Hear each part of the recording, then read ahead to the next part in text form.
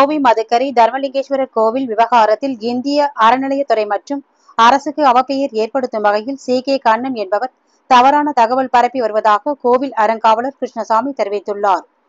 கோவை மதுக்கரை மரப்பாலம் பகுதியில் உள்ள தர்மலிங்கேஸ்வரர் கோவில் வாழ்நாள் அறங்காவலர் கிருஷ்ணசாமி பல்வேறு முறைகேடுகள் செய்துள்ளதாக எழுந்த புகாரின் அடிப்படையில் அவரை இந்து சமய அறநிலையத்துறை அதிகாரிகள் தற்காலிக பணியிடம் நீக்கம் செய்து உத்தரவிட்டு விளக்கம் அளிக்க அறிவுறுத்தியுள்ளனர். இதுகுறித்து குற்றம் சாட்டப்பட்டுள்ள கிருஷ்ணசாமி கோயம்புத்தூர் பிரஸ் கிளப் அரங்கில் பேட்டியளித்தார். அப்போது அவர் கூறியதாவது: உத்தரவுப்படி HRNCயில் அனுமதி வாங்கி அந்த கோயிலை நாங்கள் நிர்வகித்து வருகிறோம். ஒரு 15-20 ஆண்டுகளுக்கு முன்பாக அந்த கோயிலில் எந்த ஒரு முக்கியமான கட்டடங்களோ அல்லது கோயிலுக்கு உண்டான முன்மண்டபமோ எதுவுமே இருந்ததில்லை. நாங்களெல்லாம் வந்ததுக்கப்புறம் நாங்கள் நிர்வாகிகளெல்லாம் சேர்ந்து கோயிலை புனரமைத்து கோபுரம் கட்டி கும்பாபிஷேகம் 2 முறை 3 முறை செய்திருக்கிறோம். அதுக்கப்புறம் பக்தர்களெல்லாம் மலை மேலே போகிறதுக்கு நிறைய படிகளை அமைத்து அங்கங்கே இளைப்பாறும் மண்டபங்களை அமைத்து பல்வேறு வசதிகளை, குடிநீர் வசதி, மின்கம்பம் அமைத்து மின்சார வசதி, இப்படி பக்தர்களுக்கு என்னென்ன ஒரு கோயிலில் தேவையோ அத்தனை பணிகளையும் நாங்கள் நிர்வாகிகளெல்லாம் சேர்ந்து 5 நிர்வாகிகளும் சேர்ந்து செய்தோம். இது அந்த கோயிலுடைய திருப்பணிகள், மண்டபங்கள் எல்லாமே திருக்கோயிலுக்கு வரக்கூடிய அன்பர்களால், டோனர்களால் செய்து முடிக்கப்பட்டது. அந்த கோயில் முழுக்க முழுக்க வனத்துறை கட்டுப்பாட்டில் உள்ள திருக்கோயிலாகும். அந்த கோயிலினுடைய வனத்துறையினுடைய அனுமதியோடு செல்லக்கூடிய அந்த பாதையில் இந்த மண்டபங்களை எல்லாம் அமைத்திருக்கிறோம். அந்த மண்டபங்களுக்கு நாங்கள் எதுவும் வசூல் பண்ணி நாங்கள் செய்கிறதில்லை. ஏதாவது ஒரு வேண்டுதல் பண்ணுவாங்க பக்தர்கள், அந்த வேண்டுதல் நிறைவேறிச்சோன்னா நான் ஒரு மண்டபம் கட்டி கொடுக்குறேன்னு வேண்டுதல் பண்ணுவாங்க. அவங்களுடைய கோரிக்கை நிறைவேறினோடனே மண்டபம் இல்லை வேறு ஏதாவது வேணும்னாலும் அவங்க பண்ணுவாங்க. அப்படி தான் கிட்டத்தட்ட ஒரு 30 மண்டபங்களை நாங்கள் கட்டியிருக்கிறோம். கொஞ்சம் நல்லா வசதி படைத்தவங்களெல்லாம் அவங்க குடும்பத்தினுடைய பெயரில் பெரிய பெரிய முன்மண்டபங்கள், கோபுரங்களெல்லாம் அமைத்து கொடுத்திருக்கின்றார்கள். இந்த கோயிலினுடைய நடைமுறை எப்படி இருக்கிறது என்றால், நாங்கள் 5 அறங்காவலர்கள் நாங்கள் எப்போவுமே 94 முதல் நிர்வகித்து வந்தாலும் கூட ஒரு அறங்காவலர் காலி ஏற்படும் இடத்திற்கு மற்ற 4 அறங்காவலர்களும் அந்த இடத்துக்கு அந்த கோயில் பக்தர்களை, வரக்கூடிய பக்தர்களை, நல்ல சிவபக்தர்களை பார்த்து நாங்கள் தேர்வு செய்து அதில் பூர்த்தி செய்து கொள்ளலாம். அதை இந்து சமய அறநிலையத்துறைக்கு நாங்கள் தெரிவித்து அவங்களுடைய அனுமதி பெற வேண்டும். இதுதான் அந்த கோயிலினுடைய HRNCயினுடைய எங்களுக்கு கொடுத்த அந்த ஸ்கீம். அந்த ஸ்கீமில் நாங்கள் தொடர்ந்து பண்ணிட்டு வந்துட்டுருக்குறோம். இதில் இந்த மாதிரி ஏற்பட்ட ஒரு காலி இடத்துக்கு இந்த கோயிலுக்கு வரக்கூடிய பக்தராகவும் எல்லை மாகாளியம்மன் கோயிலினுடைய பரம்பரை அறங்காவலராக இருந்து அந்த கோயிலை நிறுத்தி வரக்கூடிய கே கண்ணன் என்பவர் எங்களுக்கெல்லாம் அறிமுகமாகிறாரு. அவர் ஏற்கனவே ஒரு கோயிலில் நிர்வாகியாக இருக்கிறதுனால, பராமரிப்பு பண்ணுறதுனால, எங்களுக்கும் நல்ல பழக்கம் இருக்கிறதுனால அவரை கூப்பிட்டு நாங்கள் அந்த கோயிலில் ஒரு காலி இடத்துக்கு அவர் அறங்காவலராக நியமிக்கிறோம். அவருடைய நண்பரான சிவராஜ் மதுக்கரையை சேர்ந்தவர், அவரையும் நாங்கள் அறங்காவலராக நியமிக்கிறோம். இருவரும் சேர்ந்து நாங்களெல்லாம் ஒரு பாகுபாடு இல்லாமல் இந்த கோயிலினுடைய வளர்ச்சி ஒன்று தான் முக்கியம் என்ற நோக்கத்திலே அந்த நாங்கள் நிர்வகித்து வரக்கூடிய இந்த கோயிலில் அவங்க மாத்திரம் இன்னும் ஒரு சில எப்படி வந்தது என்னன்னு தெரியல. இந்த கோயில் அவங்கள எப்படியாவது நடத்தணும், அவங்க முன்னின்று நடத்தணும் அப்படிங்கிற ஒரு எண்ணம் அவங்களுக்கு இருந்தது. எங்களுக்கெல்லாம் தெரிய வரல, அதுதான் சத்தியம். நான் அந்த பெரும்பாலான இந்த எங்கள் சமுதாயம் வந்து குடும்ப சமுதாயம், மிகவும் பிற்படுத்தப்பட்ட வகுப்பை சேர்ந்த பழங்குடி இனத்தைச் சேர்ந்தவன் நான். அன்றைய காலகட்டத்தில் பரம்பரை தர்மத்தை என்னை இறைவனுடைய கனவு வந்து எனக்கு சொன்னது, யாரை தேர்ந்தெடுக்கணும்னு அவர் உத்தரவு வந்ததோ அவங்கள தான் தேர்ந்தெடுத்தேன்னு என்கிட்ட அவர் சொன்னார். நான் வந்து எனக்கு வேண்டாம் அப்படின்னு சொன்னேன். அப்போ வந்து இந்த மாதிரி உனக்கு போட்டால் உன்னுடைய காலத்தில் தான் கோயில் வளர்ச்சி வரும் அப்படிங்கிற நோக்கத்தில் தான் நான் உங்களுக்கு வந்து போடுறேன்டா அப்படின்னு என்கிட்ட அவன் உரிமையோடு சொன்னார். அதை மனதில் வைத்து கொண்டு அந்த கோயில் வளர்ச்சி ஒன்று தான் என்னுடைய வாழ்க்கை அப்படிங்கிற மாதிரி 60 வருஷமாக அந்த கோயிலுக்கு நான் அதை தொடர்ந்து பணியாற்றி வர்றேன். இவங்க வந்த உடனே என்ன ஆச்சுன்னா, இவங்களுடைய எண்ணம் தெரியாமல் போனதுனால கொஞ்சம் கொஞ்சமாக கைப்பற்றக்கூடிய அளவுக்கு அவங்களுடைய அணுகுமுறை இருந்தது. குறைகள் இங்கே நடந்துட்டு இருக்கிற முறையில் குறைகள் சொல்ல ஆரம்பித்தார்கள். அப்புறம் அதை செஞ்சால் நல்லாயிருக்கும், இதை செஞ்சால் நல்லாயிருக்கும் அப்படின்னு சொல்லுகின்ற பொழுது, மேலே மண்டபம் ஒன்று கட்டுறப்போ ஒரு காங்கிரீட் ஒன்று போட்டு கொடுக்கணும், பணம் கொஞ்சம் நீங்கள் உதவி பண்ணப்போ நீங்கள் செஞ்சு கொடுத்தீங்கன்னா பரவாயில்ல பணம் போட்டு அப்படின்னு கேட்குறப்போ ஒரு 22,50,000க்கு ஒரு காங்கிரீட் போட்டு கொடுத்தாரு. இப்படியெல்லாம் செஞ்சதுனால அவர் வந்து சிவராஜ் 2 பேரும் அறங்காவலராக இருக்கிறப்போ நல்ல நம்பிக்கைக்குரியவங்கன்னு வரவு செலவு அவங்களையே பார்க்க சொல்லிட்டேன். ஏன்னா நான் எப்போவுமே வரவு செலவு நான் பார்க்குறதில்ல. ஏதாவது ஒரு அறங்காவலருக்கு பொறுப்பு கொடுத்து அந்த அறங்காவலர் தான் அந்த நிர்வாகத்தை, ஏதாவது கோயிலில் வந்து சில பேர் ஏதாவது அந்த அன்னதானம் பண்ணுறது அது இது எல்லாமே அந்த மேற்பார்வையை அவங்களுக்கு விட்டுருவேன். இந்த CK கண்ணன் அதே மாதிரி இவங்ககிட்ட 17/10/2021 இருந்து அவருக்கு அப்பாயின்மெண்ட் போட்டு கொடுத்துருக்குறேன். 22 முடிகிற வரையிலும் அவங்க வந்து அந்த கோயிலை நிர்வாகம் பண்ணிகிட்டு இருந்திருக்காங்க என்னுடைய அனுமதி மேலே. அப்போது என்னென்னா, இவங்க பணம் போட்டு செய்கிறேன் அப்படின்னு சொல்லிட்டு இவங்க வெளியே பணம் வசூல் பண்ண ஆரம்பிச்சிட்டாங்க ரசீது அடித்து. அது நாங்கள் இதுவரையிலும் பண்ணக்கூடாது, அப்படி நாங்கள் பண்ணினதில்லை, பண்ணுனா HRNCக்கு கணக்கு கொடுக்கணும் அப்படின்னு சொல்கிறப்போ, அவர் இன்கம் டேக்ஸ் கணக்கு கொடுத்துட்டா போதும், HRNC கொடுக்க வேண்டியதில்லை, நான் அப்படி தான் பண்ணிகிட்ருக்கேன் அப்படின்னு சொல்கிறப்போ, அதை நம்பி நான் அவர்கிட்ட அந்த பொறுப்பை கொடுத்ததுனால இவர் 22வது வருஷம் வரையிலும் அந்த வரவு செலவு 84 லட்சம் ரூபா வசூல் பண்ணி அந்த பணத்துக்கு எங்களுக்கு மாதம் நடக்கக்கூடிய அந்த கூட்டத்தில் கணக்கே சமர்ப்பிக்கலை. அதை நாங்கள் தொடர்ந்து எங்களுடைய நிர்வாகிகள் ஒருத்தர், நான் கொஞ்சம் சாஃப்டாக போனாலும் கூட பல நிர்வாகிகள் வந்து அது கணக்கு கேட்க ஆரம்பிச்சிட்டாங்க. இந்த கணக்கு கேட்குறது அவருக்கு பிடிக்கல. நான் வருஷத்துக்கு 500 கோடி ரூபாய்க்கு ஒயிட்டில் பிஸ்னஸ் பண்ணுறேன், என்னை யாரும் கணக்கு கேட்டதில்லை, இது வந்து நீங்கள் கணக்கு கேட்டு ஒரு சாதாரணமான ஆளுகளை நீங்கள் என்ன கணக்கு கேட்கக்கூடாது அப்படின்னு அவர் முடிவு சொல்லிட்டார். அதுக்கப்புறம் இது அப்படியே நடைமுறையில் வர வர கொஞ்சம் லேசான கருத்து வேறுபாடுகள் வந்துடுச்சு நிர்வாகிகளுக்கும் இவருக்கும். கடைசியாக அவர் வந்து இந்த கோயிலில் வந்து இந்த கருத்து வேறுபாடு வந்ததுக்கப்புறம் எப்படியாவது இணைச்சு நாங்கள் ஒன்றா கோயிலுக்கு கொண்டு போகணும் அப்படின்னு சொல்லி அவரை கூப்பிட்டு ஒரு கடைசியாக போன ஆண்டு சித்ரா பௌர்ணமிக்கு இன்றைய கூட்டத்தில் அவரை கூப்பிட்டு நாங்கள் சமாதானப்படுத்துறதுக்கு முயற்சி பண்ணோம். அந்த கூட்டத்துலேயும் பழையபடி வரவு செலவில் பிரச்சனை வந்துடுச்சு. வரவு செலவு நீங்கள் இன்னும் 1 வருஷமாகி கணக்கு கொடுக்கல, நீங்கள் அது கணக்கு கொடுக்கணும் அப்படின்னு மற்ற நிர்வாகிகள் கேட்குறப்போ இவருக்கும் அவங்களுக்கும் அடிதடி ஆகிற அளவுக்கு பிரச்சனை ஆகிப்போச்சு. பிரச்சனை ஆன உடனே அவர் சில தகாத வார்த்தைகள் பேசினார். அது எல்லாம் மினிட்டில் இருக்குது, ஏற்கனவே அது நாங்கள் இப்போது தகவலும் கொடுத்துருக்குறோம் HRNCக்கு, அதனால் அதை சொல்ல விரும்பலை. அந்த அடிப்படையில் என்ன ஆச்சுன்னா, அவருக்கும் அவங்களுக்கும் ஒரு பிரச்சனை வந்த உடனே எங்கிட்ட சக நிர்வாகிகள் மேலே கொலை குற்றம் பதிவு பண்ணி மதுக்கரை போலீஸ் ஸ்டேஷனில் கம்ப்ளைண்ட் கொடுத்து, இந்த கொலை குற்றம் அவங்க செஞ்சதுக்கும் அதுக்கு நானும் உடந்தை அப்படிங்கிற மாதிரி எம்எல்ஏ சில தவறான குற்றச்சாட்டுகளை பதிவு செய்து அது ஒரு பக்கம் சென்னை உயர்நீதிமன்றத்தில் வழக்கு நிலுவையில் இருக்குது. இதுக்கு இடையில் வந்து அவர் இந்த மாதிரி பண்ணதுக்கப்புறம் இந்த மாதிரி ப்ரெஸ் மீட்டை வந்து மதுக்கரை நம்ம கோயில் ஒன்று ஏற்பாடு பண்ணியிருந்தார். அதுக்கு நீங்கள் சில பேர் வந்திருக்கலாம், வராமே இருந்திருக்கலாம், வந்தவங்க ஒரு சிலர் இருக்கலாம். அதில் வந்து இந்த கோயிலை பற்றி என்னை பற்றி மிக மோசமான செய்திகளை பரப்ப ஆரம்பிச்சிட்டாரு. இந்த கோயிலில் வருஷம் 1 கோடி ரூபாய் நான் வந்து வசூல் பண்ணியிருக்கிறேன், 30 வருஷமாக 30 கோடி வசூல் பண்ணி தலைவர் எடுத்துட்டாரு, மற்றவங்க எல்லாம் எடுத்துட்டாங்க அப்படிங்கிற மாதிரி ஒரு பிரச்சாரம் பண்ண ஆரம்பிச்சிட்டாரு. அங்கே 30 கோடி எடுக்கக்கூடிய அளவுக்கு வாய்ப்பு இல்லை. ஏன்னா நாங்கள் பணமே கையில் வாங்குறதில்ல, எல்லாம் டோனர் வர்றாங்க பண்ணுறாங்க. அன்னதானத்துக்கு பக்தர்களுக்கு வந்து அவங்களே ஒரு குழு அமைச்சு அவங்களே வரக்கூடியவங்களுக்கெல்லாம் அன்னதானம் பண்ணுறோம். அப்போ இந்த பண வரவு செலவு வந்து எங்களுக்கு நாங்கள் எப்போவுமே கையாண்டதில்லை.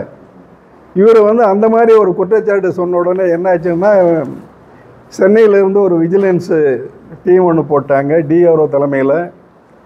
அவங்க வந்து எல்லாம் விசாரித்தாங்க. நாங்கள் வந்து இந்த கோயில் பணத்தையெல்லாம் நான் எடுத்து கறி விருந்து மது விருந்து கொடுத்தேன்னு ஒரு பெட்டிஷன் போட்டு, அதுக்கு வந்து அவர் என்ன இந்த கோயில் மண்டபத்தில் கொடுத்தாங்க அப்படின்னு விசாரித்து, அந்த மாதிரி எதுவும் நடக்கலை. ஆனால் கோயில்கள் நிறைய கட்டடம் கட்டியிருக்காங்க, அந்த கட்டடங்கள் கோயில் நல்லா பராமரிக்கிறாங்க. இருந்தாலும் ஒரு இஓ போட்டு நீங்கள் நிர்வாகம் பண்ணணும் அப்படின்னு அவர் ரிப்போர்ட் எழுதுனதாக எனக்கு தகவல் வந்திருக்கு. ஆனால் நான் பார்க்கல. ஆனால் இருந்தாலும் அன்றைக்கே மேலே நடவடிக்கை எடுத்திருப்பாங்க.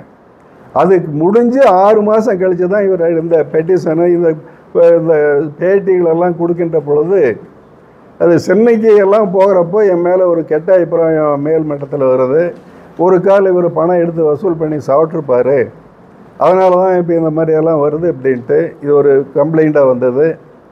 இது என்னவோ இவர் பண்ணிட்டு போகிறார், நம்ம தான் நேர்மையாக இருக்கிறோம், நமக்கு ஒன்றும் வராது அப்படிங்கிற கட்டத்தில் மிக கடுமையாக போராடி என் மேலே பல்வேறு குற்றச்சாட்டுகள் தொடர்ந்து எழுதி எழுதி எழுதி கொடுத்து, அந்த குற்றச்சாட்டின் அடிப்படையில் முதல்ல அந்த குற்றச்சாட்டுக்காக வழக்கு போட்டு ஒரு டைரக்ஷன் வாங்கினார். 5 குற்றச்சாட்டு. அந்த 5 குற்றச்சாட்டை விசாரிக்க போகிறப்ப கூட இன்னொரு 10 குற்றச்சாட்டை சேர்த்து கொடுத்து அதையும் விசாரிக்கணுன்னாங்க. 15 குற்றச்சாட்டுக்கு விசாரிக்க வந்தப்போ அதுக்கப்புறம் ஜேசி அவர்கள் 2வது ஒரு 25 குற்றச்சாட்டை போட்டு விசாரிக்கணும்னு சொன்னார். அந்த 25 குற்றச்சாட்டுக்கு நான் பதில் கொடுத்ததுக்கப்புறம் இப்போ 28 குற்றச்சாட்டுகளை கூறி என்னை தற்காலிக இடைநீக்கம் செய்திருக்கின்றார்கள். என்னோடு கூட இருந்து பணியாற்றிய ஒருத்தர், ஏன்னா அப்போட இவங்க தான் கொடுக்கணும், யாரை போட்டாலும் இவங்க அப்போடைய கொடுக்காம அந்த என்னுடைய கூட பணியாற்றக்கூடிய நிர்வாகியான திருமூர்த்தியும் டிஸ்மிஸ்ஸே பண்ணிட்டாங்க, உள்ளே வரக்கூடாதுன்ட்டு. இப்போ இதோட மாத்திரம் இல்லாமல் நீங்கள் 2 நாளாக டிவியில் வர செய்திகளெல்லாம் பார்ப்பீங்க. 2 நாளைக்கு முன்னாடி கொடுத்த ஒரு செய்தியில் மதுக்கரையில் 125 கோடி மதிப்புள்ள சொத்துக்கள் மீட்கப்பட்டது அப்படின்னு செய்தி எல்லாம் உங்களுக்கு எல்லாத்துக்குமே தெரியும்னு நினைக்கிறேன். எல்லாம் இப்போ டிவியில் ஓடிட்டுருக்கு. அந்த 125 கோடி சொத்தை எங்கே மீட்டாங்க, அதில் என்ன பிரச்சனை, எங்கேருந்து மீட்டாங்க, அதுக்கு ஏதாவது வழக்கு தொடர்ந்தாங்களா, இல்லை யாராவது அபகரிச்சிட்டாங்களா, இல்லை அறங்காவலர் அதுக்கு உடந்தையாக இருந்தாங்களா, எந்த ஒரு விசாரிப்பும் கிடையாது. அந்த உண்மையிலேயே 28.10 ஏக்கரா லேண்ட் அப்படிங்கிறது 3 கோயிலுக்கு சொந்தமான கோயில் இடம். தர்மலிங்கேஸ்வரர் கோயிலுக்கு, மூகாம்பிகை கோயிலுக்கு, வஞ்சியம்மன் கோயில் 3 கோயிலுக்கும் சொந்தமான இடம் அது. அது எல்லா கோயிலுக்குமே இஓஸ் இருக்காங்க. 2 கோயிலுக்கு 10 வருஷமாக இஓஸ் இருக்காங்க நிர்வாக அதிகாரிகள். தர்மலிங்கேஸ்வரருக்கு இப்போ 6 மாதமாக நிர்வாகிகள் இருக்காங்க. அவங்களுக்கு தெரியாமல் அங்கே எதுவுமே நடக்காது. ஒவ்வொரு செயலும் நான் நிர்வாகியாக இருக்கிறப்போ நாங்கள் 2 பேரும் சேர்ந்து தான் அந்த செயலை செயல்படுத்தணும். அரங்காவலும் செயல் அலுவலரும். அப்படி இருக்கிறப்ப அந்த இடம் எப்படி 125 கோடிக்கு நான் ஊழல் பண்ண முடியும்? இதை தயவுசெய்து நீங்கள் எல்லாம் பார்க்கணும். இது வேண்டுமென்றே சொல்லக்கூடிய ஒரு குற்றச்சாட்டு.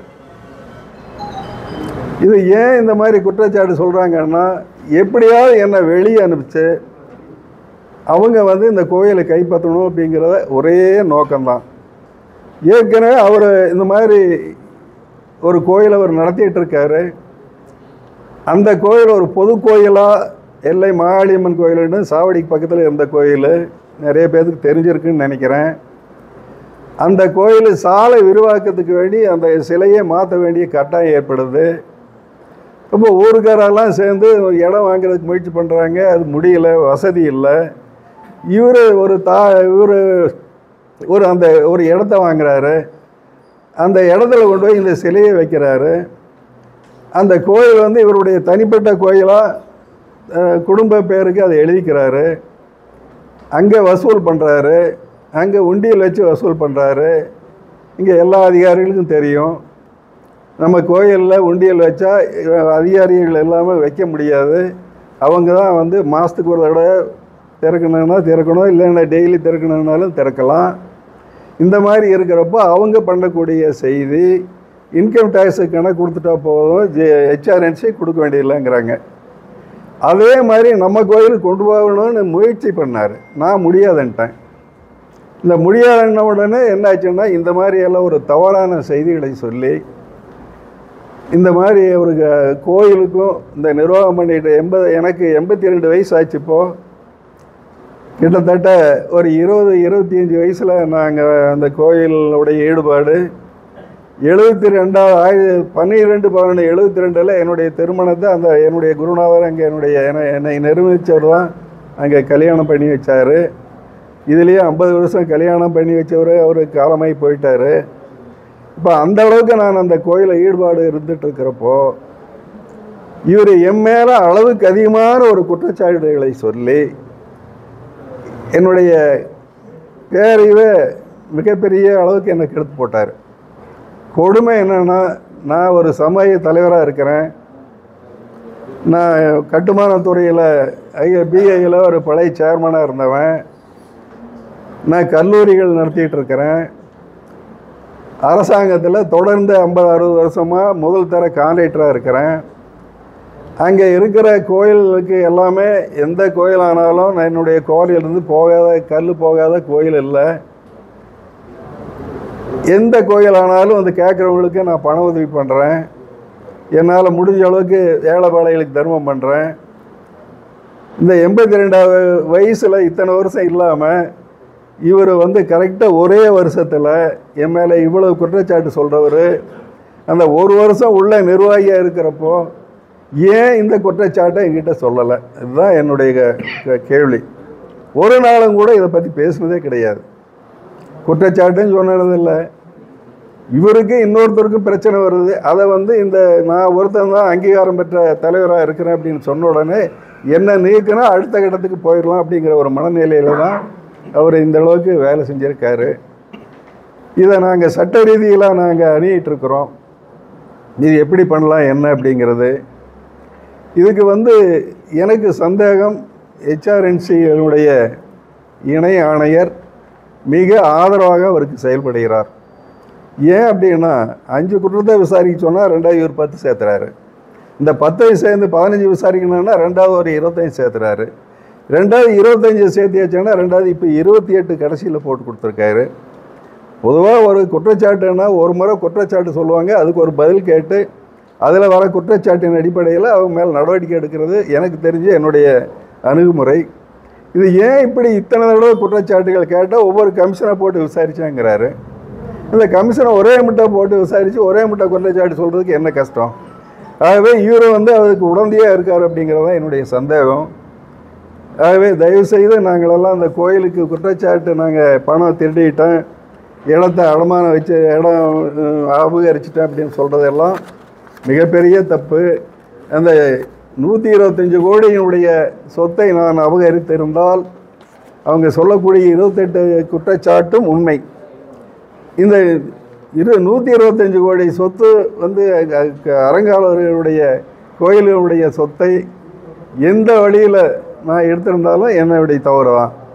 தவறே செய்யாமல் மேலே வாங்கக்கூடிய இந்த குற்றச்சாட்டு, இந்த 28 குற்றச்சாட்டு எல்லாம் அபாண்டமான குற்றச்சாட்டுகளாக நான் நினைக்கிறேன். ஆகவே தயவு கூர்ந்து நான் இறையர்களோடு கேட்கின்றேன், நீங்கள் தர்மத்தை நீங்கள் சொல்லுங்கள். ஒரு நியாயமான ஒரு 82 வயசு ஆனவன் ஒரு சாதாரண ஒரு சமுதாயத்துக்கு 50 லட்சம் மக்களுக்கு தலைவராக இருக்கக்கூடிய பழங்குடி மக்களினுடைய இனத்தை சார்ந்த குடும்ப ஜாதிக்கு தலைவராக இருக்கிற நான் ஒரு தப்பு பண்ணுவேனான்னு நீங்கள் சிந்திச்சு பாருங்கள். ஆகவே அதுக்கு நல்ல ஒரு தீர்வு உங்கள் மாதிரி எல்லாம் இருக்கிறவங்க மூலியமாக தான் எனக்கு ஒரு நல்ல ஒரு நியாயம் கிடைக்கும்னு நான் நம்புகிறேன்.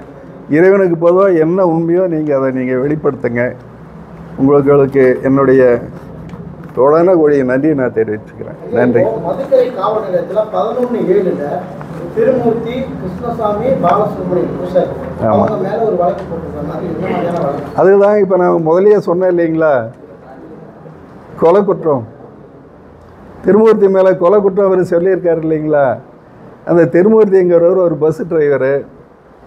அவருக்கு இவர் இடமெல்லாம் கொடுத்துருக்காரு, இந்த கோயிலினுடைய பணியை அவர் நல்லா செய்கிறாருன்னு சொல்லி இவர் ஒரு இடம் 5 சென்ட் இடம் கூட ஃப்ரீயாக கொடுத்துருக்காரு. இவர் என்ன, இவருடைய மனப்பான்மை என்னன்னா, இவரை சொல்லி யார் கேட்கலைனாலும் அவரை பழி வாங்கிடுவார். இப்போ 2 பேரும் ஒரு கூட்டத்தில் பேசுகிறாங்க. அவர் தான் கணக்கே கேட்டது. கணக்கு கேட்குறப்ப நீ ஒரு சாதாரண பஸ் டிரைவராக இருக்கிற, நீ யாரும் என்னை கணக்கு கேட்குறதுக்கு? நான் வருஷம் 500 கோடி பண்ணுறேன், நான் இன்கம் டேக்ஸ் இவ்வளோ கட்டுறேன், எனக்கு 1000 ஏக்கரா சொத்து இருக்குது, நான் வந்து உன்னோட நிகராக உட்காந்து உனக்கு பேசணும், உனக்கு கணக்கு சொல்லணுமா? இதுதான் உண்மையான சத்தியம் அவர் சொன்னது. அப்போ HRMCல வந்து அவங்களை வந்து தற்காலிக பணி நீக்கம் பண்ணியிருக்காங்கல்ல, நீங்கள் கேட்டீங்களா அவங்ககிட்ட? HRMCல நம்ம எப்படி அவங்க கேட்குறதுக்கு எல்லாமே நான் பதில் சொல்லியிருக்கிறேன். என்னென்ன குற்றச்சாட்டு இருக்கோ அத்தனைக்கும் பதில் சொல்லியிருக்கிறேன். அந்த குற்றச்சாட்டை வந்து இப்போ அவங்க கேட்டிருக்கிறதே வந்து 28 குற்றச்சாட்டு 15 நாளில் பதில் சொல்லணும்னு தான் கேட்டிருக்காங்க. இந்த குற்றச்சாட்டுக்கு பதிலும் சொல்லணும்னு கேட்குறாங்க. அடுத்த பக்கம் உங்களை வந்து தற்காலிகமாக இடைநீக்கம் பண்ணியிருக்கிறேன், சென்னை ஆணையர் இடத்துல அப்பீல் செய்து அதுக்கு நிவர்த்தி வாங்கிக்கங்கன்னு சொல்கிறாங்க. இதுக்கு நான் என்ன பண்ண முடியும்? அது உயர்நீதிமன்றத்தில் நடக்கிறது இந்த கேஸு, பண மோசடி கேஸு. அது வந்து நீங்கள் HRMC தான் விசாரிக்கணும்னு உயர்நீதிமன்றம் டைரெக்ஷன் கொடுத்துருது. அப்படி கொடுக்குறப்ப என்ன பண்ணுறாங்க, இவங்க 5 கேஸு தான் அவங்க கொடுக்குறாங்க டைரெக்ஷனு. இவங்க என்ன பண்ணுறாங்க, இன்னொரு 15 கேஸை சேர்த்துறாங்க. அப்போ 5ஓட 15 சேர்த்து 20 விசாரிக்கிறாங்க. இந்த 20க்கு வேண்டி என்ன பண்ணுறாங்கன்னா, இன்ஸ்பெக்டர்ஸ் 6 பேரை வந்து அந்த குழு போடுறாங்க. அந்த 6 பேரும் சேர்ந்து ஒரு குழுவை எடுத்து அதை வந்து விசாரிக்கிறாங்க. விசாரித்ததுக்கப்புறம் அப்புறம் 2வது ஒரு 25 குற்றச்சாட்டுக்கு பதில் கேட்குறாங்க. அந்த 25 குற்றச்சாட்டுக்கு நான் வழக்கறிஞர் மூலமாக பதில் கொடுக்குறேன், நேர்லையும் பதில் கொடுக்குறேன். அந்த 25 குற்றச்சாட்டு வாங்கின உடனே என்ன பண்ணுறாங்கன்னா, அடுத்தது 28 குற்றச்சாட்டையும் சொல்லி இதில் வந்து என்னை வந்து தற்காலிக பணி நீக்கம் செஞ்சு நடவடிக்கை எடுத்திருக்காங்க. 100% அதுதான், நான் சொல்லக்கூடாது, 100% அதுதான் சத்தியம். நீங்கள் ஒரு முறை கேளுங்க ஒரு குற்றச்சாட்டை, 4 தடவை 5 தடவை ஒரே குற்றச்சாட்டை திருப்பி கேட்குறப்ப நம்ம என்ன பண்ண முடியுங்க? பதில் தான் சொல்ல முடியும். மோட்டிவ் வந்து கண்ணனுக்கு வேலை போயிட்டாங்க. அது நான் ஓப்பனாக சொல்ல முடியாது, மன்னிக்கணும். அவர் என்ன சொல்கிறாரோ HRMC ஆஃபீஸு அவருடைய கண்ட்ரோலில் தான் இருக்குது. கோயம்புத்தூர் அவர் போனால் போர்ட்டிகோவில் ஒரு கார் நிற்கும். HRMC அதிகாரிகள் வீட்டுக்கு அவர் போய் தனிப்பட்ட முறையில் அடிக்கடி போகிறார் ரேஸ் கோர்ஸுக்கு, அங்கே போய் கன்சல்ட் பண்ணுறாரு. இன்னும் என்னென்ன வேணுமோ அவங்க பேசிக்கிறாங்க. அவங்க ஒரே சொந்தக்காரரும் கூட. அந்த சொந்த பந்தம், அந்த உணர்வில், அந்த ஆதரவில் நமக்கு இந்த மாதிரி ஒரு இடைஞ்சல். நான் ஒரு பழங்குடி இனத்தை சேர்ந்தவன். பொதுவாகவே வந்து அங்கே கொஞ்சம் வசதியும் கொஞ்சம் அதிகாரமிக்க இவங்க வாழ்கிற ஏரியா அது. அங்கே வந்து என்னை ஜீரணம் பண்ண முடியல. ஏன்னா நான் ஒருத்தன் தான் இருக்கிறேன், 50 வருஷமாக 60 வருஷமாக. இவன் ஒருத்தன் தான் இந்த கோயில் நிர்வாகம் பண்ணணுமா அப்படின்னு ஒரு 10 பேர் 5 பேர் 20 பேர் சேர்ந்து பேச ஆரம்பிச்சிட்டாங்க மக்கள். HRMC கொடுத்ததுனால தான் நான் இருக்கிறேன். அது அனுமதி கொடுக்கலைன்னா நான் எப்படி இருக்க முடியும்? வாழ்நாள் அறங்காவலராக இருக்க முடியாதல்ல. அனுமதி வாங்கியிருக்கு. அவங்க கேட்குற மனநிலையே இல்லை. எல்லாரும் ஒரு தடவை விசாரித்து ஆர்டர் போடுற நேரத்தில் ட்ரான்ஸ்ஃபர் ஆகிட்டாங்க. இப்போ ரமேஷ் இருக்கார். அதுக்கு முன்னாடி இருந்தவங்க கொஞ்சம் ஏஜ், கொஞ்சம் செந்தில் வேலைன்ட்டு ஒருத்தர் இருந்தார். அதுக்கு முன்னாடி ஒரு 4-5 ஜேசி கூட நான் வச்சுருக்குறேங்க. என்ன கொடுமைன்னா, இந்த 94 இதுவரையிலும் எல்லா அதிகாரிகளும் கோயிலுக்கு வந்திருக்காங்க. இன்ஸ்பெக்டர் வந்திருக்காங்க, ஏசி வந்திருக்காங்க, ஜேசி வந்திருக்காங்க, நிறைய IAS IPS வந்திருக்காங்க. ஒரு நாளும் கூட இந்த கோயில் கட்டடம் கட்டுறதை பற்றியோ எதை பற்றியுமா யாருமே கேட்டது. 30 வருஷம் ஒரு அதிகாரிக்கு தெரியாமல் நாங்கள் என்ன பண்ண முடியும்? இவங்க கரெக்டான இன்ஸ்ட்ரக்ஷன் வந்து இது பண்ணக்கூடாது பண்ணலாம் அப்படிங்கிற இன்ஸ்ட்ரக்ஷனும் கொடுக்கல. எனக்கு இருந்த முன்னாடி இருந்த குரு என்ன பண்ணாரோ அதை நான் கண்டினியூ பண்ணிட்டேன். அவர் டோனரை வச்சு பண்ணார், அதை நான் பண்ணிட்டேன். இது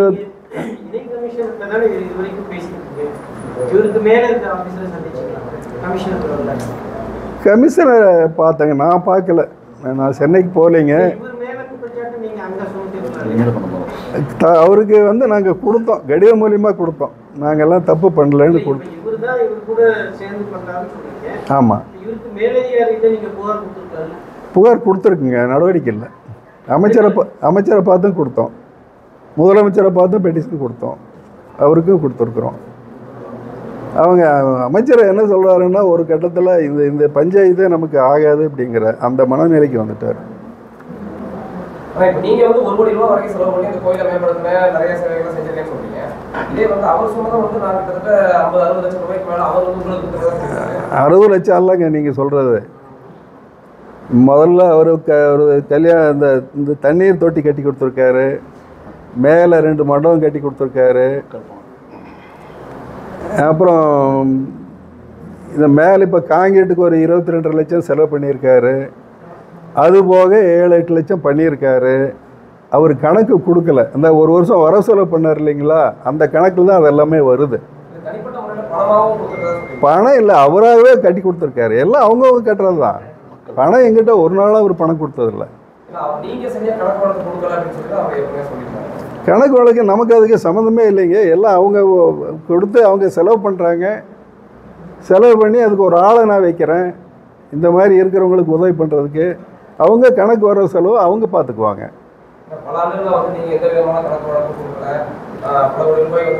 இல்லைங்க, தப்புங்க. நான் 2010 தான் பேங்க் அக்கௌண்ட்டே ஆரம்பிக்கிறேன். பேங்க் அக்கௌண்ட் ஆரம்பித்தா பேங்க்கில் போடுறதுக்கு யாரும் பக்தர்கள் இல்லை. 2017 தான் பேங்க்கில் கொஞ்சம் கொஞ்சமாக பணம் வர ஆரம்பிக்கிது. வர்ற பணம் எல்லாம் நாங்கள் பேங்க்கில் போட்டு செக்காக வந்தால் போட்டுருவோம், பணம் வாங்கி அதில் போட்டுருவோம். 2017 இருந்து இந்த 2013 வரையிலும் 6 வருஷத்துக்கு ஹெச்ஆர்என்சிக்கு வரவு செலவு கணக்கு கொடுத்து நாங்கள் ஆர்டர் வாங்கியிருக்கிறோம். 5 பசலிக்கு நாங்கள் வரவு செலவு கணக்கு வாங்கிட்டோம். ஒரு பசலி கணக்கு எழுதி வச்சோம், அதுக்குள்ளே வந்ததுனால கொடுக்க முடியல. 6 பசலி முடிஞ்சது. இப்போ 7வது பசலி இப்போ அவங்க நடத்திட்டு இருக்கிறாங்க. கணக்கு கொடுத்துருக்குறோம், கணக்கு கொடுக்கலங்கிறது தப்பு. கணக்கு கொடுத்து ஆர்டரும் வாங்கியிருக்கிறோம்.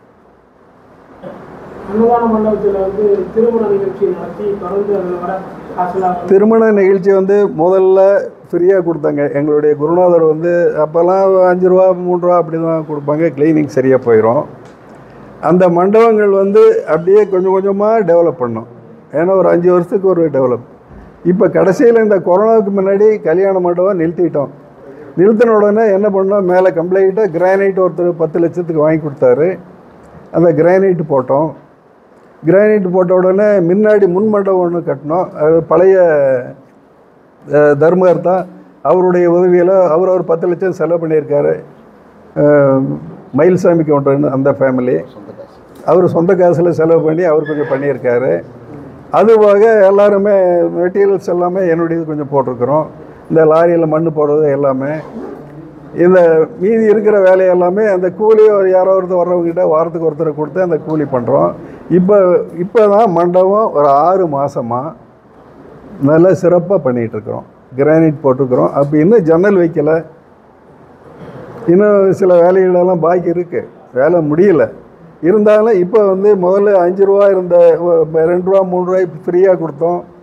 இப்போ அரசு ஏதாவது சம்மந்தப்பட்ட விழானா ஃப்ரீ, இந்த போலீஸுக்கு வந்தால் ஃப்ரீ, ஃபாரஸ்ட் டிபார்ட்மெண்ட்டுக்கு ஃப்ரீ, இந்த இறை சம்மந்தமாக யார் வந்தாலும் ஃப்ரீ, ஏழைங்க வந்தால் ஏழைகளுக்கு ஃப்ரீ. அதில் வந்து ஏதாவது பணம் வந்துச்சோன்னா இந்த க்ளீன் பண்ணுறதுக்கு இந்த மாதிரி சில்லற செலவுகளுக்கும் சிலது வாங்கிட்டு நாங்கள் கொடுக்குறது உண்டு.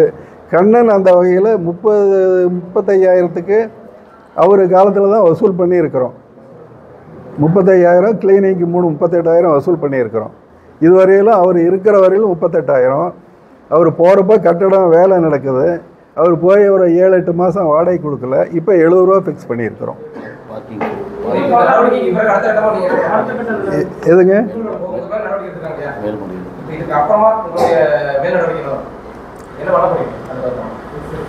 அடுத்தது சட்ட ரீதியாக தான் நான் போகணும்.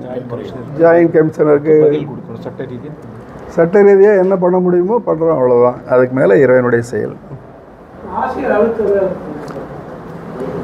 அரசியல் அழுத்தம் எனக்கு வரலைங்க. ஆனால் பட்டு அவங்க எங்கே அழுத்தம் கொடுக்கணுமோ அங்கே கொடுத்துக்கிறாங்க, பண்ணிக்கிறாங்க, அவ்வளோதான். நீதிமன்றம் போய் தான் நான் குற்றமற்றவனா இப்போவே போயிடுவேன் வெளியே. குற்றச்சாட்டு என் மேலே இருக்கிறனால அதை நான் குற்றம் பண்ணலைன்னு நிரூபிச்சுட்டு தான் போனோம். எல்லா எவிடன்ஸுமே கோர்ட்டு இருக்க எல்லாம் விசாரித்து அப்புறம் ப்ரூவ் பண்ணித்தான் ஆகணும். எவிடன்ஸு நம்ம கையில் எழுதாலும் எழுதி வச்சுக்கலாம், ப்ரூவ் பண்ணணுமில்ல. எல்லா விலைக்கு வாங்கப்பட்ட எவிடன்ஸ் தானே. கண்டிப்பாக 100%. அதில் ஒன்றும் சந்தேகமே இல்லை. அதான் இறை முன்னாடியே வேணும் நான் சத்தியம் பண்ணுறேன். அதாவதுங்க, ஆமாம், நாங்கள் பக்தர்கள் அங்கே வந்து சிவனுடைய கோயில் பக்தர்கள் நாங்கள் இந்த லோக்கல் உள்ளூர்காரர்கள். அதாவது இந்து சமய அறநிலையத்துறை அதிரடி நடவடிக்கை 125 கோடி இடம் மீட்கப்பட்டது. நிரந்தர தர்மகர்த்தா தற்காலிகமாக பதவி நீக்கம் இப்படின்னு பேப்பரு பத்திரிகை செய்தி. இது முற்றிலும் தவறானது, உண்மைக்கு புறம்பானது. அரசாங்கத்துக்கு அவப்பெயரை ஏற்படுத்தும் வண்ணம் சி.கே. கண்ணன் என்பவர் தவறாக மக்கள் மத்தியிலே விஷக்கிருமியை ஏற்படுத்துகிறார், விஷத்தன்மையை. என்ன கேட்டிங்கன்னா, அந்த அரசாங்க அதிகாரி கமிஷன் இருக்காங்க, ஜேசி இருக்காங்க. இந்த 3 கோயிலுக்கு சொந்தமான 28.15 ஏக்கர் லேண்டு அது வந்து பத்திரப்பதிவிலேயே இருக்குது, நாட் ஃபார் சேல். இது தடை செய்யப்பட்ட பகுதி, விற்கவோ வாங்கவோ முடியாதுன்னு ரெக்கார்டு இருக்குது. அப்படி இருக்கும் பட்சத்தில் அந்த வஞ்சியம்மன் கோயிலுடைய அந்த கவர்மெண்ட் அந்த அதிகாரி கண்ட்ரோலில் இருக்குது. அது வந்து நம்ம தர்மகர்த்தா நம்ம ஆர்கே ஐயா கண்ட்ரோல் இல்லை. அப்படி இருக்கும் பட்சத்தில் உண்மைக்கு புறம்பா இவர் பத்திரிக்கை பேட்டி கொடுக்கறது, மக்கள் மத்தியில் சொல்கிறது, டிவி மீடியாவில் சொல்கிறது மிகப்பெரிய தப்பு, சட்டத்துக்கு புறம்பானது, சட்டப்படி தவறு. எப்படி இந்த மாதிரி ஒரு பேட்டி கொடுத்தார், மீடியா எப்படி போட்டுச்சு? மீடியா போடக்கூடாது இல்லைங்களா? அப்போ என்னன்னா, மீடியாவுக்கு இவர் ஏதாவது பண்ணிட்டாரா, இல்லை ஜேசி இவர் ஏதாவது இணைஞ்சு பண்ணுறாங்களா அப்படின்னு மக்களுக்கு ஒரு சந்தேகம் இருக்குது. அது மட்டும் இல்லை, கண்ணன் அப்படிங்கிறவர் வந்து சி.கே. கண்ணன் 11 மாதம் தாச்சு அந்த கோயிலில் ஒரு கமிட்டி மெம்பரை உள்ளே வந்துங்க. 11 மாதத்தில் 85 லட்சத்துலேருந்து 1 கோடிக்கு மேலே வசூல் பண்ணிக்கிறார், தனியாக புக் அடிச்சு.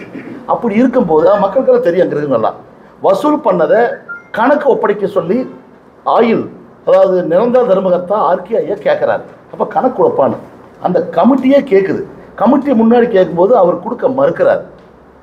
நேரடியாக நான் என்னை கேள்வி கேட்டாச்சுன்னா, இது இந்து சமய அறநிலையத்துறை, நான் வந்து ஹெச்ஆர்சியில் ஒப்படைச்சு கோயில் கவர்மெண்ட் எடுக்கிறமா பண்ணுவேன் அப்படிங்கிற ஒரு தவறான சிந்தனையில் அவர் போயிட்டார்.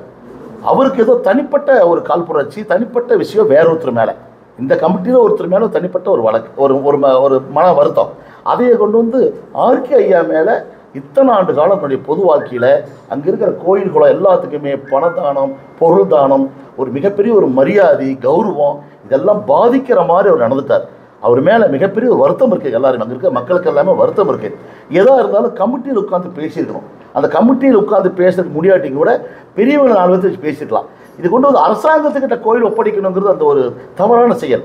இன்றைக்கி வந்து அங்கே இருக்கிற கோயில் என்ன தவறு நடந்தது? 40-50 ஆண்டுகள் நாங்கள் பார்த்துட்ருக்கோம். குழந்தையிலேருந்து நாங்கள் விளையாண்டுருக்கோம். அதை கோயில் பராமரிக்க ஆளே இல்லை. இவர் தலைமையில் ஒரு துறையாக இருந்தார் ஒருத்தர்.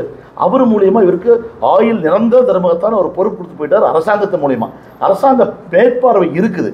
ஆனால் இவர் எல்லாமே மக்களுடைய பணம். மக்களாக வந்து ஒரு கோரிக்கை நிறைவேறுச்சுன்னா கோயில் கட்டுறோம், ஒரு முன்மனம் கட்டுறோம், படிக்கட்டு கட்டுறோம், கிரேனைட் வாங்கி தர்றான்.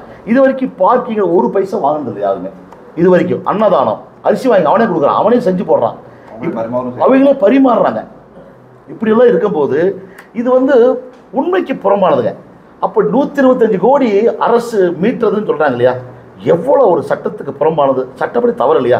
ஒரு பொது மனுஷன், ஒரு ஊருக்கு முக்கியமான ஆள், ஒரு கௌரவமான ஆள், 82 வயசான ஒரு தலைவரை இப்படி கொச்சப்படுத்தி அசிங்கப்படுத்துறது நியாயமா? ஒரு பத்திரிக்கை தர்மம் நீங்கள் சொல்லுங்கள்.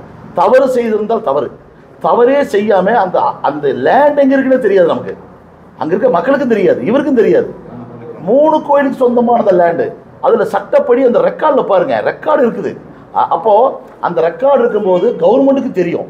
அந்த ரெக்கார்டில் அந்த ரிஜிஸ்டர் ஆஃபீஸில் நாட் ஃபார் சேல் தடை செய்யப்பட்ட பதிவு போட்டிருக்காங்க. இப்போ இருக்கு ரெக்கார்டு, நான் பத்திரிக்கையில் இருக்கு, உங்க கொடுத்த பேப்பரில் பட்டா இருக்கு. அப்படி இருக்கும்போது என்னமோ அரசாங்கம் மீட்டுறது அப்படின்னு சொல்லும்போது யார் தவறு செய்கிறா, யார் பொய் சொல்கிறா?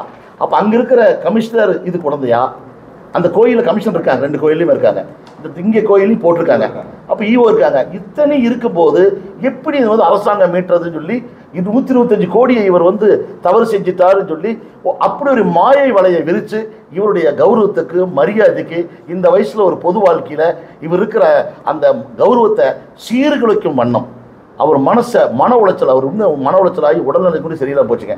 ரொம்ப வேதனையாக யோசிச்சு பாருங்க. 88 வயசுல கெட்ட பேர் வேணுமா? கோடிக்கணக்கான சொந்த காசில் பண்ணார். எங்களுக்கு பொதுமக்கள் தெரியுங்க, நாங்கள் பொதுமக்கள் தான் அந்த ஊரில் தான் இருக்கோம். யாரை கேட்டாலும் தர்மலிங்கேஸ்வரர் கோயிலா ஆர்கே ஐயா ஒரு பெரிய ஒரு எல்லாத்துக்கும் பொதுவான மனுஷர்.